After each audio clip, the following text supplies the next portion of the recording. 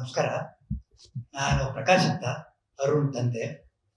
ಹೀಗೆ ನನ್ನ ಶ್ರೀಮತಿ ಶಾಲಿನಿ ಅಂತ. ಈ ಇದಕ್ಕಿಂತ ಈ ಪ್ರಪೋಸಲ್ ಫಸ್ಟ್ ಬಂದಿದ್ರು ಕೂಡ ಅವರು ನಮ್ಮ ಮನೆಗೆ ಬಂದರು ಒಂದಿನ.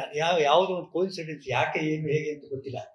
ಮನೆಗೆ ಬಂದಾಗ ಅವ್ರ ಜೊತೆ ಸುಮಾರು ಹೊತ್ತು 1.5 ಅವರ್ ಮಾತಾಡಿದ್ರು. ಆ ಮಾತಾಡೋವರೆಗೂ ಅವರು ನಮ್ಮ ಮಗನ ಬಗ್ಗೆ ಅಂಥದ್ದೇನು ಇದು ತೋರಿಸ್ತಿಲ್ಲ.